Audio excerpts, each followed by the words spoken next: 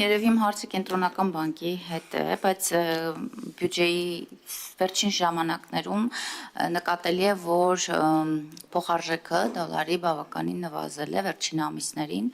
Պարոն Խաչատրյան, խնդրում եմ կասեք,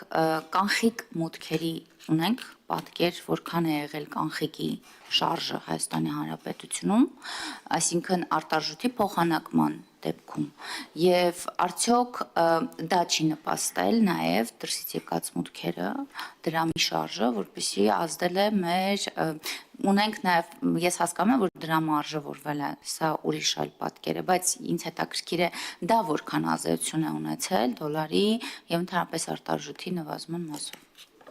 Շնորհակալություն Տիկին Մանավազյան, ճիշտ է կանում, որ տարբեր արժույթների դինամիկաները տարբեր են, մենք դոլարն ենք տեսնում, ուշադիր ենք հետևում որպես կանոն հասարակությունը,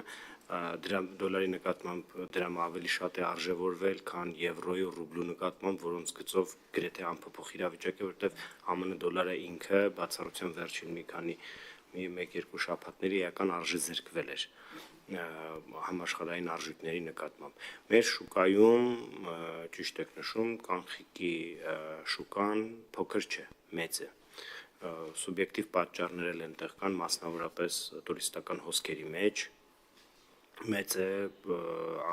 կանխիկի մասը։ Եթե Եվրոմիության երկրներից եկող տուրիստների գծով դա չնչին գումար է կազմում, հիմնականում քարտերով են ծախսերը կատարում, տարբեր պատճառներով, նաև դժվարությունների պատճառով, օրինակ ՌԴ-ից տուրիստները նաև կանխիկ են անում, այդ կանխիկը միշտ կա։ Տարբեր սեզոնային դինամիկաներ ունի, մենք բնականաբար օրական կտրվածքով, ամսական տարբեր մետրիկաներով անընդհատ հետևում ենք այդ թվերին, ապրիլ ամսին, այս տարվա առաջին կեսին ընդհանրապես այդ կանխիկը իր ստանդարտ չափերի մեջ եղել, նույնիսկ մի քիչ էլ երևի ավել, այդ ազդեցությունը իհարկե եղել է, բայց կան նաև գլոբալ ֆակտորներ, մասնավորապես կապելով են թեմայի հետ, որ պարոն Հովհաննիսյանն ասում էր, մեր արտաքին պարտքի ու ներքին պարտքի կառուցվածքի հետ, միջազգային ներդրողները,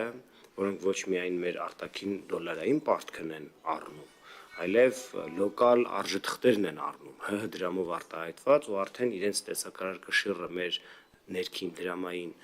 պարտատոմսերի մեջ 10% է հասել։ Որոնք շատ մեծ գումարներ են եղել ու վերջին, չեմ ասում, հենց 26 թվականի մեջ ա եղել, մի 6-7 ամիսների ընթացքում անընդհատ աճել են այդ միջոցները, որոնք ճնշում են գործել փոխարժեքի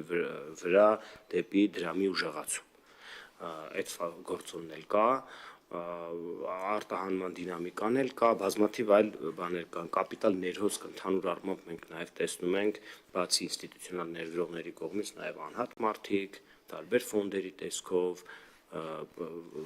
ու բազմագործոն, այսպես ասած, որի մեջ կանխիկը եւս կա։ Մի բան էլ ես հարցնեմ պարոն Հովհաննիսյան, քանի որ մենք հիմա ճիշտ է քննարկում ենք 2025 թվականի կատարողականը, հա, բայց իրականում ինքը կարելի ասել կառավարության ամփոփիչ,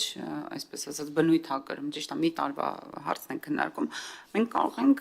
արձանագրել, հաշվի առնելով նաև նախորդիվ մեր քննարկած կատարողականները, որ ընդհանուր առմամբ կառավարությունը իր 5 տարվա ծրագրի առումով արդյոք միայն մակրոտնտեսական օրինակ ցուցանիշների մասով ինքը պահել է իր այն թիրախները, որոնք որ դրվել են ծրագրում ի սկզբանե։ Այո, եթե մենք նայում ենք ընդհանրապես, եթե հարց տանք դասական առումով, որն է հարկաբյուջետային քաղաքականության նպատակը, հիմնական մի քանի նպատակ կա. տնտեսական աճ, եկամուտների առավել հավասար բաշխում, զբաղվածության մեծացում, գործազրկության նվազում, աղքատության նվազում, հիմնական սրանք են թիրախները, կարելի ասել, այս բոլոր ուղղություններով մենք ունեցել ենք տեսանելի, շոշափելի աճ, ընդ որում կարելի է դա նայել, բայց ինձ թվում է այնպիսի առաջընթաց, ինչպիսին մենք ունեցել ենք այս վերջին 5 տարիներին, մենք այդպիսի առաջընթաց երբեք ոչ մի 5 տարում չենք ունեցել։ Եվ բազմագործոն, այսինքն եղել է 5 տարի, երբ որ մենք ունեցել ենք ավելի մեծ տնտեսական աճ, բայց եկամուտների բաշխման, աշխատատեղերի ստեղծման առումով այսպիսի արդյունավետ աշխատանք չի եղել երբեք։ Եվ այդ առումով կարելի է ասել, որ արդյունքները, որը մենք արձանագրել ենք վերջին 5 տարիներին, իրոք շատ տպավորիչ են եւ առաջիկա 5 տարիների համար մեզ համար սահմանում են լրիվ նոր որակի նշաձողեր։ Այսինքն մեր անելիքները էապես փոխվելու են առաջիկայում, որպեսզի մենք այս ձեռքբերումների վրա կարողանանք ավելի